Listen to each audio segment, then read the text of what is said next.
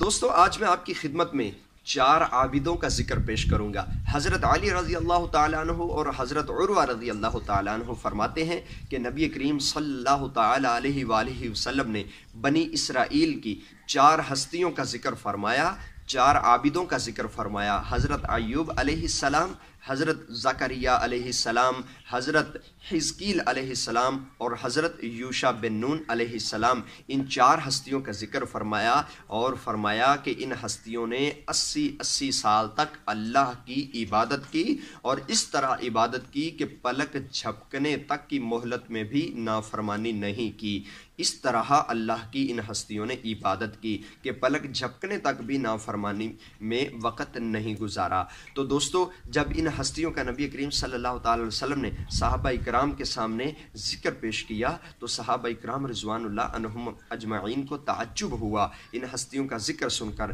کہ ایسی عظیم ہستیاں کہ جنہوں نے 80 سال تک اللہ کی عبادت کی اور پلک جھپکنے تک کی مہلت میں بھی نافرمانی نہیں کی۔ تو تعجب ہوا، حیرت ہوئی، تو جبریل علیہ السلام تشریف لائے اور فرمایا کہ یا رسول اللہ صلی اللہ تعالی علیہ وآلہ وسلم، آپ کی امت کو اس پر تعجب ہو رہا ہے، حالانکہ اللہ تعالیٰ نے آپ کو اس سے بہتر چیز عطا فرمائی ہے۔ پھر انہوں نے سورہ قدر کی آیات پیش کی اور سورہ قدر کی آیات میں ہے لیلۃ القدر خیر من الف شہر، کہ یعنی قدر کی رات کو اللہ نے ہزار مہینوں پر فضیلت بخشی ہے، یعنی یہ قدر کی رات 1000 مہینوں سے افضل رات ہے۔ تو جب سورہ قدر پڑھ کر سنائی تو صحابہ اکرام رضوان اللہ عنہم اجمعین کے سامنے اور حضور نبی کریم صلی اللہ تعالی وسلم کے سامنے جب سورہ قدر حضرت جبریل علیہ السلام نے پیش کی اور فرمایا کہ اللہ تعالیٰ نے آپ کو ان ہستیوں کی جو 80 سال کی عبادت سے بہتر چیز یعنی ایک رات، قدر کی رات آپ کو وہ ان کے 80 سال کی عبادت سے یہ ایک رات افضل عطا فرمائی ہے۔ تو صحابہ اکرام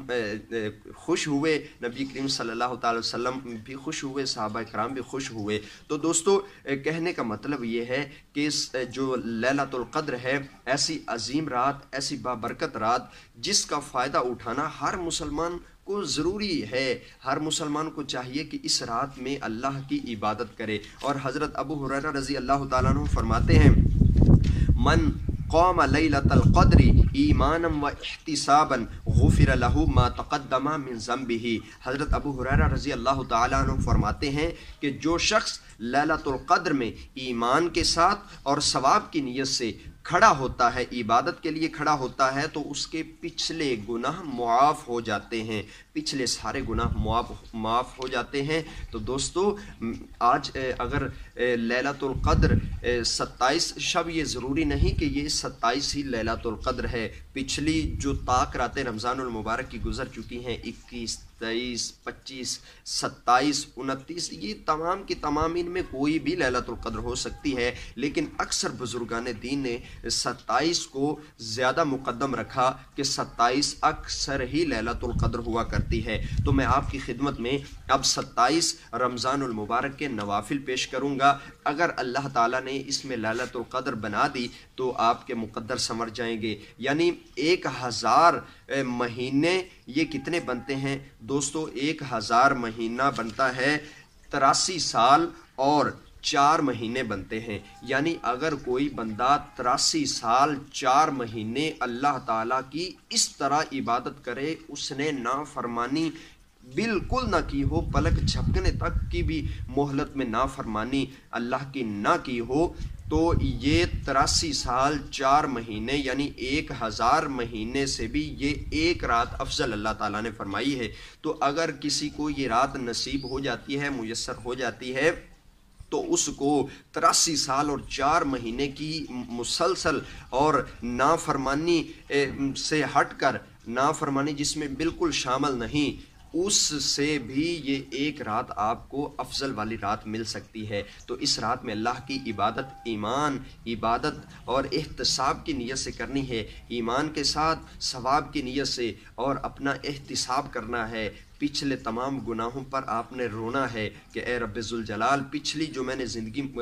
گزاری ہے اس میں جو گناہ کیے وہ مجھے معاف فرما، آئندہ مجھے اچھی زندگی عطا فرما اور ایسی زندگی عطا فرما کہ میں تیری نافرمانی میں وقت نہ گزاروں۔ تو اب میں آپ کی خدمت میں اس کے نوافل پیش کرتا ہوں۔ دوستو اگر 2 رکعت آپ نوافل اس کے یوں ادا کریں کہ الحمد شریف کے بعد آپ 2 رکعت نوافل کی نیت باندھیں، 2 رکعت نوافل کی نیت باندھ کر آپ نے سورہ فاتحہ شریف جب پڑھ لینی ہے، اس کے بعد سورہ قدر انا انزلناہ فی لیلۃ القدر یہ مبارک سورہ ایک بار پڑھیں۔ اس کے بعد دوستو سورہ اخلاص یعنی قل هو اللہ احد اللہ الصمد یہ مبارک سورت 3 بار پڑھیں۔ 2 رکعت نوافل کی نیت سے کھڑے ہو جائیں تو آپ پہلی رکعت میں سورہ فاتحہ کے بعد سورہ اخلاص یہ 3 مرتبہ، سورہ فاتحہ کے بعد سورہ قدر 1 مرتبہ اور سورہ اخلاص 3 مرتبہ پڑھیں۔ اگر جو بندہ اس طرح ہر رکعت میں یعنی 2 رکعت کی نماز میں نوافل کی نماز میں 2 رکعت کی اس طرح پڑھے گا کہ الحمد شریف کے بعد سورہ قدر 1 مرتبہ سورہ اخلاص 3 مرتبہ اس طرح پڑھے گا تو انشاءاللہ اللہ تعالیٰ اس کو شب قدر کا ثواب عطا فرمائے گا۔ یعنی قدر کا ثواب کیا ہے کہ یہ 1000 مہینوں سے افضل ہے۔ تو جو اس طرح 2 رکعت پڑھ لے گا گویا کہ اللہ تعالیٰ نے اس کو شب قدر عطا فرما دی، اس کو اللہ تعالیٰ شب قدر کا ثواب عطا فرمائے گا اور اللہ کی بارگاہ میں اس کے نوافل قبول ہو جائیں گے۔ اور دوستو اگر کوئی شخص 4 رکعت نفل اس طرح ادا کرے، 2 رکعت بھی ادا کر لیں لیکن 4 رکعت کی فضیلت کچھ یوں ہے کہ اگر آپ 4 رکعت نوافل اس طرح ادا کریں کہ ہر رکعت میں 4 رکعتوں کی نیت کیجئے، ایک سلام کے ساتھ پڑھیں، آپ 4 رکعت اس طرح پڑھیں کہ ہر رکعت میں الحمد شریف کے بعد سورہ قدر یعنی انا انزلناہ فی لیلۃ القدر یہ مبارک سورہ دوستو 1 بار اور سورہ اخلاص قل هو اللہ احد یہ مبارک سورہ 27 بار پڑھیں۔ جو بندہ اس طرح